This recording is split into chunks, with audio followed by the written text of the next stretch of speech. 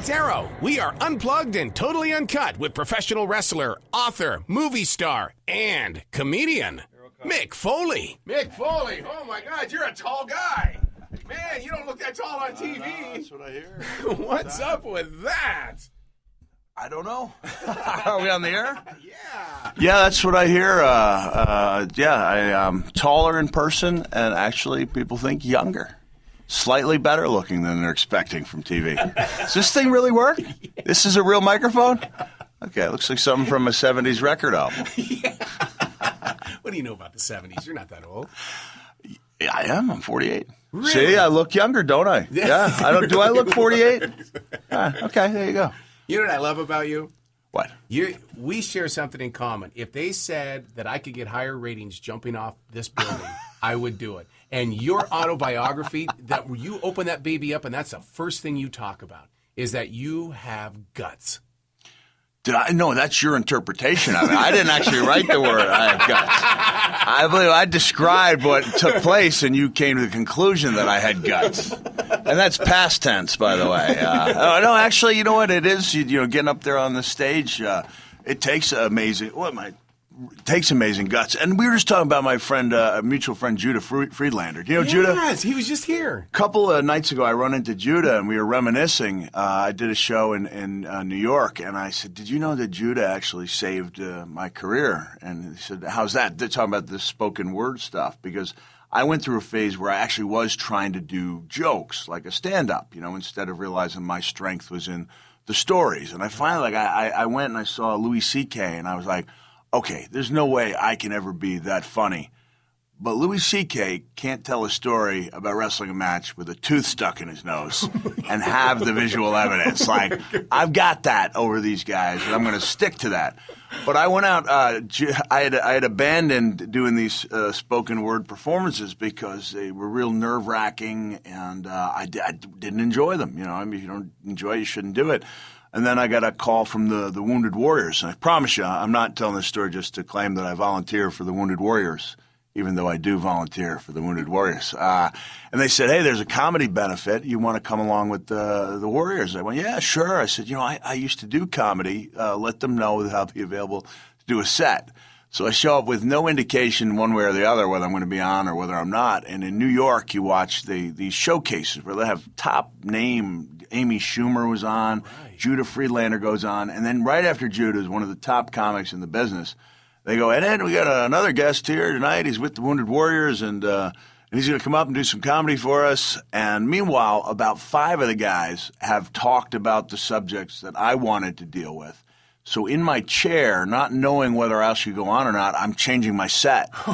And I go up there and bomb to the extent where I actually say at one point, if I was in a pool, I would ask for a life preserver because I am drowning up here. And I got like a little, like, people, we appreciate your honesty. And when I got off the stage, if Judah hadn't been there, I would have never gone on stage again. That's the truth. I was like, this is the worst, most horrible feeling. I would rather like be in the triage unit after, you know, the most horrific wrestling match of my career than feel the way I feel right now. And anyone who's been on stage doing comedy or really tanked knows that pain you can't really describe unless you lived it. And Judah came up and he went, dude, it's not as bad as you thought. I went, what do you mean it's not as bad as I thought? He goes, dude, ordinarily if someone goes 4 minutes without getting a single laugh, they're done. He said, but people actually listen to you. Dude, if you can just find a way like to get some laughs, right? You know, and he convinced me like that it wasn't, you know, like that I had something there, and some of the ideas I had ended up becoming part of the set, and the set did end up becoming pretty. The last year's set was pretty solid, and then this year I'll go on a limb and say it's you know, I change it up, and tonight's all ages, so I'll use my imagination. I'll ask parents to administer the earmuffs once in a while and drop one bad word at the end of the show. But I love it. I love being up there, and hopefully people come out to the Comedy Zone at 8. It is filling up, yeah. But I do. You won't see a guy just kind of going through the motions. You'll see somebody passionate about their performance. Listen to that inflection. Judah shared one of the greatest stories about you. Really? Yeah, when he introduced you, and instead of being backstage, you were in the front row. That's it. That was the other piece of advice. And he may have actually given that piece of advice first. He said, dude, don't ever come out of the crowd. He goes, would you do that at Madison Square Garden? I went, no. And he goes, I don't do it here. You can come out after your set and watch. I was like, when I was with the Warriors, but I learned a lot. I learned an awful lot, and a lot of the comics were skeptical, because they hear, all right, wrestlers doing this stuff. Whenever they talk to me, and they see like every night I'm trying to make the show better, find a way. All right, how can I make that story better?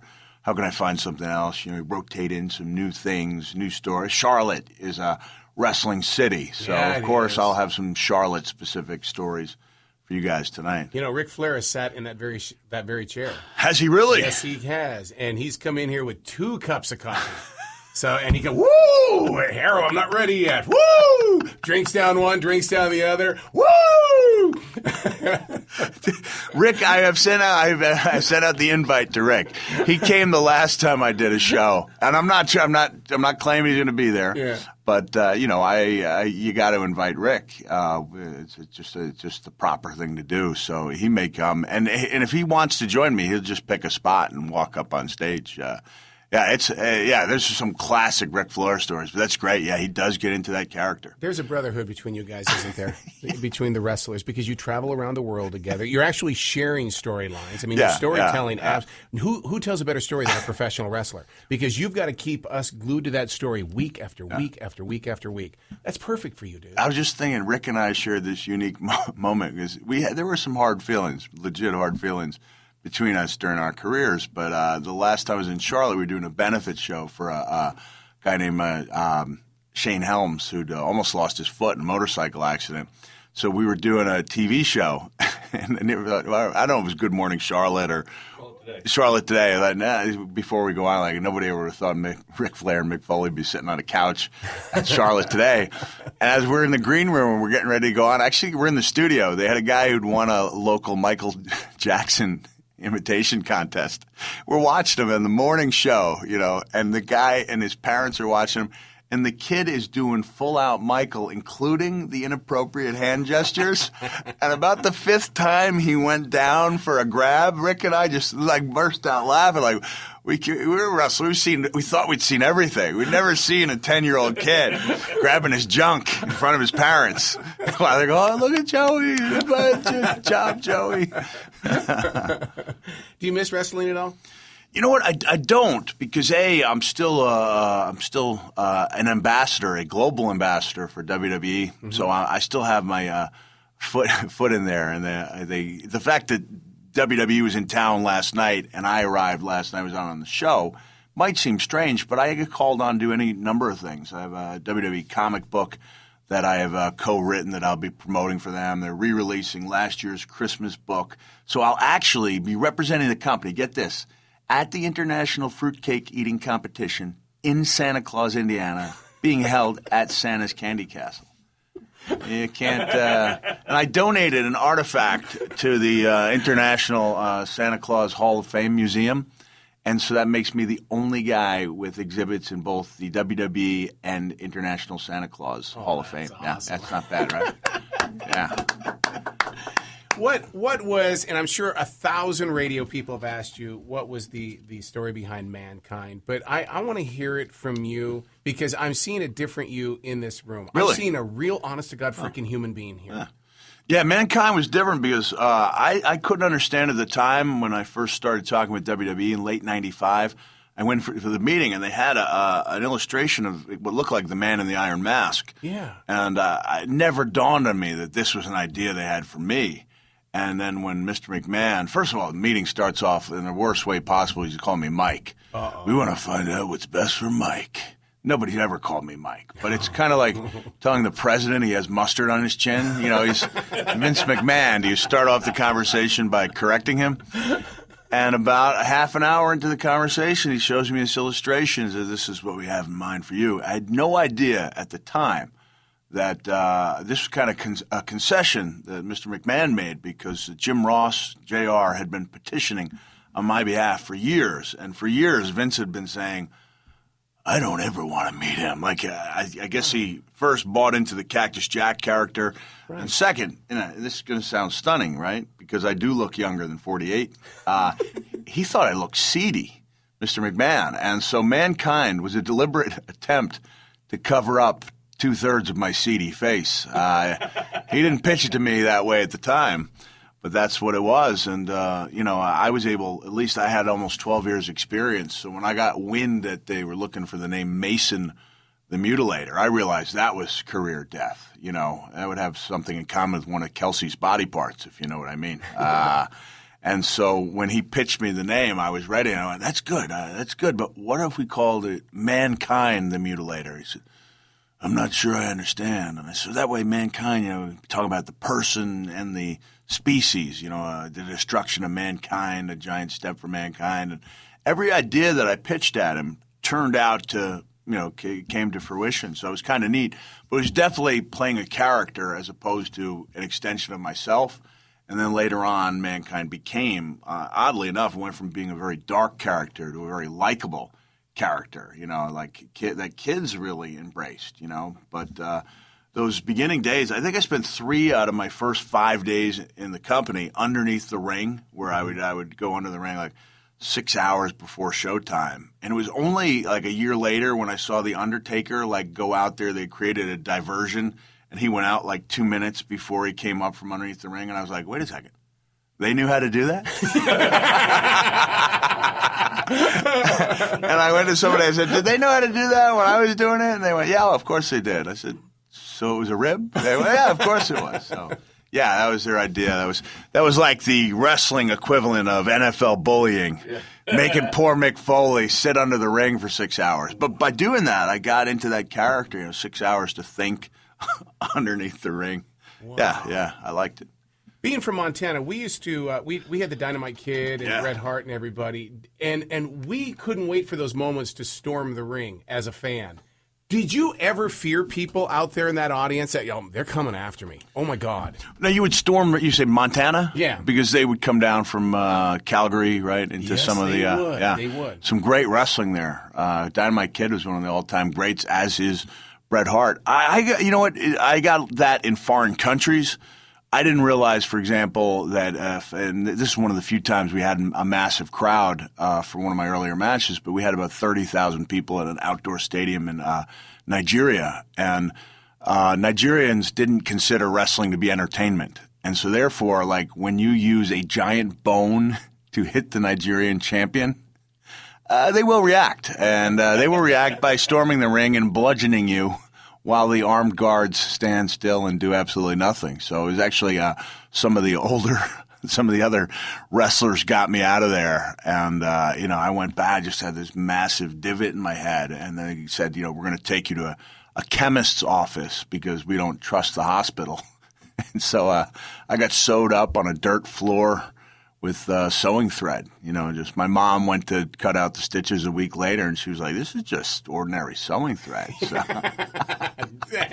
So people will express their – I can't – a lot of guys, they long for the old days, and I'm like, I don't know. The fighting your way out of arenas, I really respect what the other guys had to do. And when I was younger, you stayed in character – almost all the time in public. I had my longest running girlfriend until I got married. It was actually somebody I met in character, and I could never find a way to break the news to her that I was in character when I met her. So I just stayed in character for 6 months, psyched myself up. Like Ric Flair getting ready, I would have to stop by the side of the road and get into Cactus Jack character, which is kind of like paranoid schizophrenic. So the fact that she fell for that guy, and not because I was having no luck as Mick Foley. And then Cactus Jack goes out, and he's he's just like a chick magnet.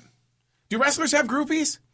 Not anymore. I imagine they do. It used to be a lot easier because we would hit, easier to attract women and get to know fans in general. And I never looked at people disparagingly if, when there are some wrestlers who have a facetious name for women who follow them. I'm like, you ought to be feel privileged that someone wants to see you work, let alone share your body.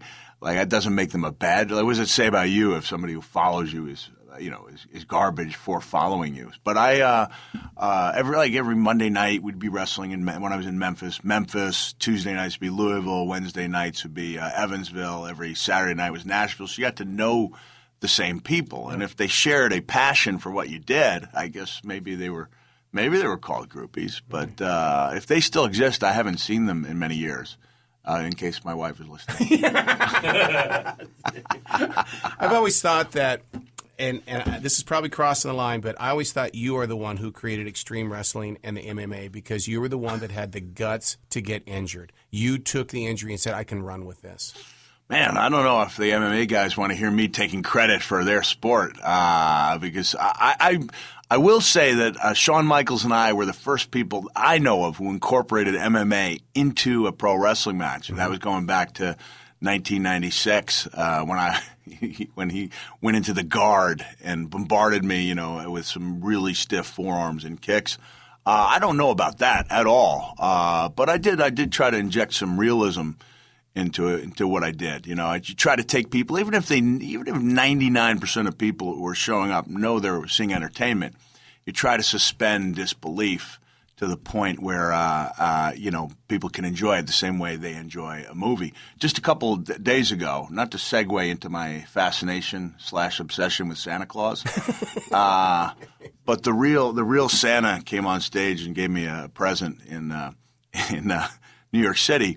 And we were doing this show specifically to get the reaction of a girl I met in Madison Square Garden who I tell a story about, because otherwise this documentary, I Am Santa Claus, is all older, hairy men. Like, I'm the sex object of the Santa Clauses. I'm the youngest guy, least hairy guy. And so we basically set up a show just so this woman could be filmed hearing the story about her.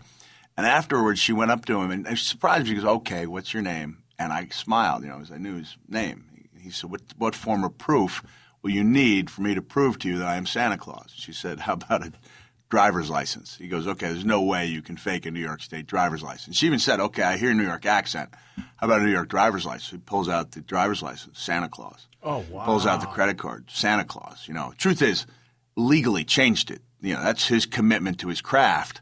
And I asked the girl the next day, I said, was there a moment, just a moment, where you thought you were in the presence of the real Santa Claus? She said, he was Santa Claus. So that's what we're looking for when we wrestle, is for when people drive home, they can say, that was a great show. On the way there, they go, okay, I can't wait to see the show. But you hope to do things that take people out of that atmosphere and put them in a situation where they have a vested emotional interest, in the outcomes of the matches. That was like one time Harley Race came up to Billings. And they didn't put all the ring parts together. They said they were missing part of the ring. And so he says, I'll still fight anybody on the floor. And he did. Whether it was a show or not, I mean, you guys were comic book heroes to us. Yeah, in Florida, for example, the most important prerequisite was not can you wrestle and put forward a very entertaining match. The biggest prerequisite is, can you go in bars, fight, and win? Because that was how you got free press. The police blotter was how you got free press. And now, now that everything's changed. And I'll be honest, I probably wouldn't have done that well in Florida. I would have lost a couple bar fights and lost my job.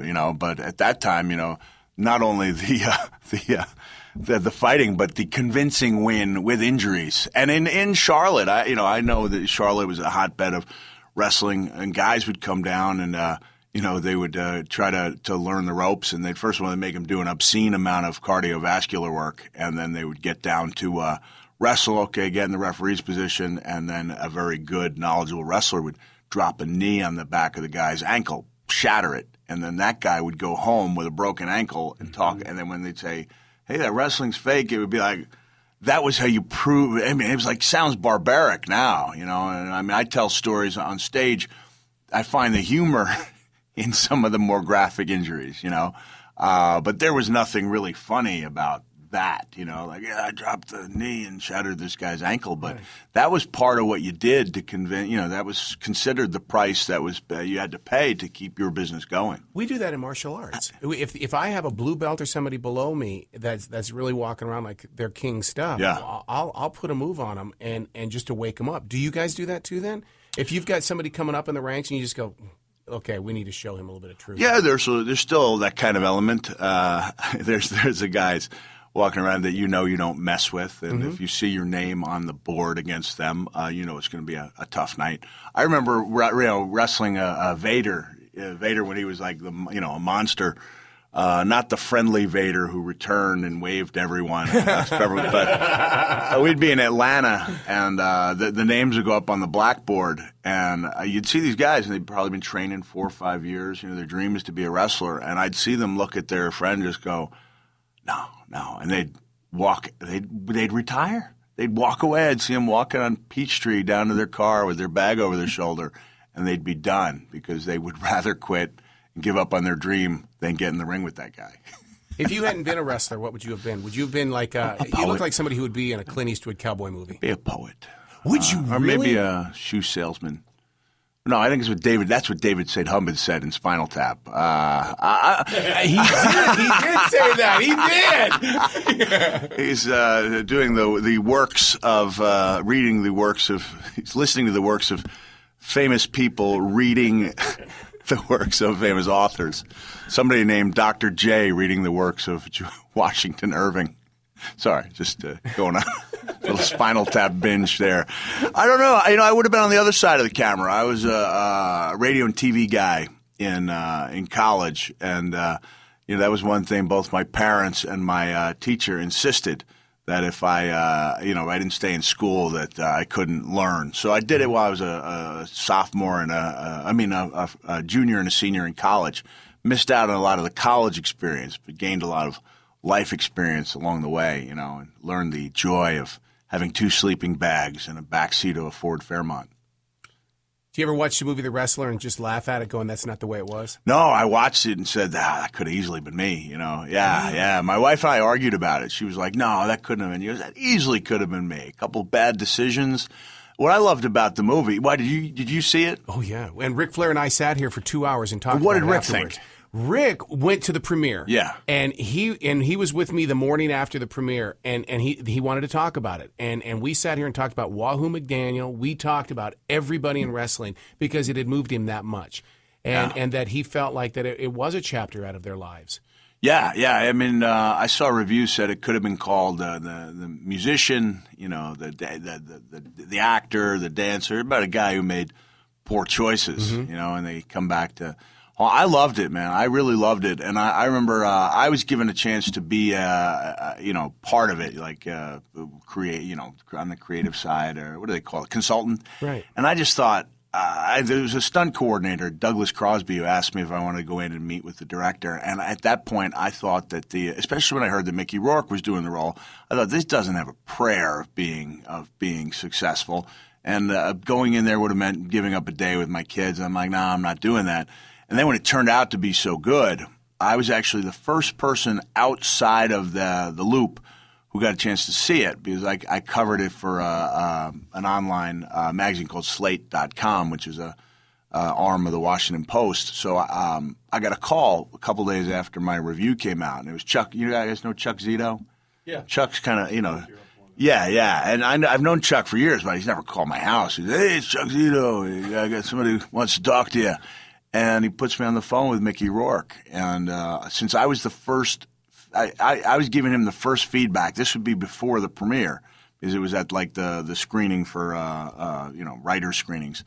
And he really appreciated the feedback coming from somebody. I thought he nailed it. And I walked in skeptical, and I was like, 5 minutes in, I was like, all right, I know this guy. Like, he's not imitating anybody, but I know this guy. Like, it was so legit. Everything from the walk. There were maybe 2 or 3 things I would have changed if I was in charge, and not that Aronofsky guy. It would have been a Foley film. Things would have been a little different. Basically, I wouldn't have had him winning any of those matches. Right. Because a guy on the downside of fame, if he was entering a venue like an ECW, which that one match was meant to emulate, as a point – that veteran star would lose in that atmosphere. He probably wouldn't. But that's a very small change to make, But I remember being interviewed by a. This is a good conversation. I don't know if it's talking people into seeing my show tonight. I appreciate the time, and I do think people were on the fence. But this could be kind of interesting, right? It sounds pretty interesting. But I was interviewed by by someone from New York Magazine because they had seen me there and wanted to know my take on it, and they were asking me, and I said, you know what? I didn't see it as being as dark as some people did. Like, I didn't think his relationship with his daughter was irreparably damaged, and I thought maybe he and Marissa Tomei might get back together again in the future. And she stopped and she goes, I think he dies in the end. And I went, really? I said, well, I didn't, but then again, I thought Alan Ladd was just really tired at the end of Shane.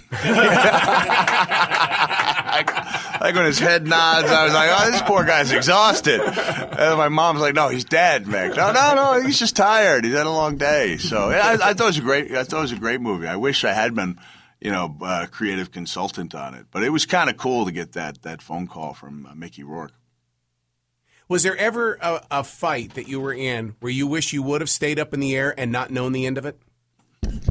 Well, you know what? I don't know if I can answer that question directly, but I will say that when we saw it as a group in the UK, several of the wrestlers, it's caused a lot of, not dissension, but some people thought, all right, that's the way it was. Other people didn't think it was realistic. And I remember saying to Devon Dudley, I said, Devon, how many wrestlers do you know that would literally rather die than not get their finishing move in? And he went, all right. Yeah, you're right. You're absolutely right. The like the idea that it doesn't matter if my life's at risk. I'm getting this move in, and I'm going to make it work. That's the mindset. So. Have you ever thought about who your favorite fan is? Is it the older woman that's pushing 75 with the purse? Is it the child, or is it the big guy who thinks he's you? You know what? It's the big guy it's the misfit who I inspire in some way that doesn't present itself in a wrestling form. Like, it's not the guy, oh, you inspired me. What did I inspire you to do? To wrestle. Because I know that's a one-way ticket to heartbreak, I mean, it's a tough road, and it's not like baseball where you hit 330, you're going to move up the ranks, Right. It's a very subjective art.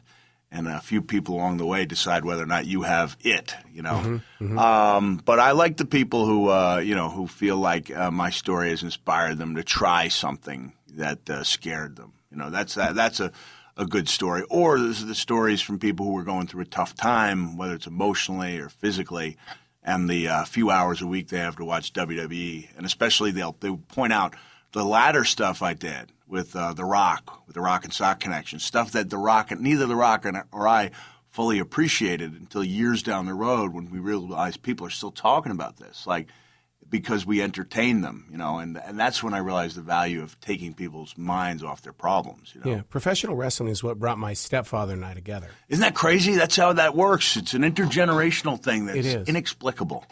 And how do you handle that? I mean, what made you go that direction? And it couldn't have been, I'd like to get kicked in the head. First of all, wrestling was a great great healer for me and my dad, because it was the one thing when I was a teenager I would rather do with him than with that. A lot of kids go through that period. Dad's not cool. My dad was the athletic director at my high school, and he had a well-deserved reputation as a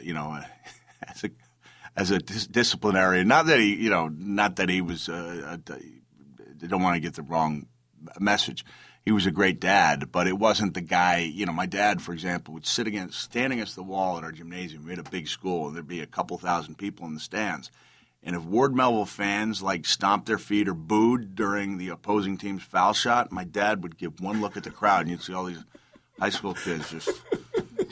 So, trying to grow up in that shadow is pretty difficult, and wrestling was kind of the healer for us. Like, Dad, you want to watch wrestling? And that kind of helped bring us together. And for me, my defining moment was when I hitchhiked from from Cortland, New York to New York City, about 250 miles, and saw Jimmy Superfly Snuka leap off the top of the steel cage. Because I was by myself. And I just put out a post on Facebook encouraging the solo guys. I've been hearing I know I'm segueing into what looks like a cheap plug for my own show, but which in a way it is. But the club owners are going, it's surprising how many people come, ride by themselves. And so I thought, if there's for every solo guy who makes the decision to come, there's probably 2 or 3 who are on the fence who are not coming. So I want them to know that, and this goes for women too, especially women. I go out of my way to make my shows a safe atmosphere for women. I don't know if you know this, but I'm the only guy in the world, you can Google it right now if you want and tell me if I'm lying or not, who can be Googled using the phrases hardcore legend, Hell in a Cell, and feminist. You Google those phrases and only one name comes up, and I'm very proud of that. So I go out of my way to make sure that even though women are going to be in the minority at my shows, that they feel comfortable. And so I wrote this, letter to the guys knowing, hey, it's okay to show up by yourself. You'll feel like you're part of something once you get there. So even though I went solo and hitchhiked and all that, when I showed up in the garden and saw Snuka leap off the top of the steel cage, like I was part of a family there, 19,500 people and all experiencing that event. And so that was my goal at that time. I was like, I want to make people feel the way that I feel right now. And in a smaller way, like I get to relive that when I'm on stage. Like when I'm telling a story, it's not necessarily when people are laughing, because the laughs will be there.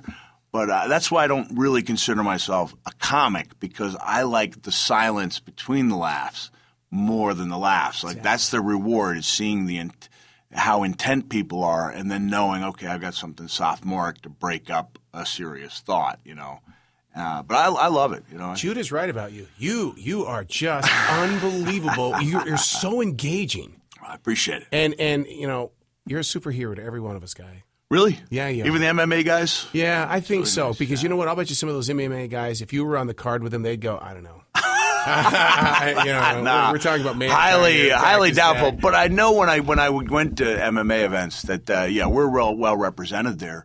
As far as fans and the guys who do it currently, having been fans. And one of the things I'm trying to do is trying to find a way to reach out to those guys who were fans when I was doing it, who've moved on or doing MMA and something else, but would love to take that stroll back in time and relive some of the days. So it's appreciate you guys giving me a lot of time to talk. Absolutely, very nice. Man. Yeah. Mick Foley, All right. CLTComedyZone.com. CLTComedyZone.com, in town tonight, 8 p.m. at the Comedy Zone in C Music Factory. And Greensboro tomorrow night. Greensboro tomorrow night. It's an all-ages show tonight. Makes it fun. You use your imagination. I do drop one bad word at the end of the show. Parents, be forewarned to bring the earmuffs at that point. But everything else is if kids have been on a school bus, they've heard far worse than I'll talk about tonight. Excellent. Mick Foley, thank you. Thank you. Hey, man, that was great. Thanks. Thank you.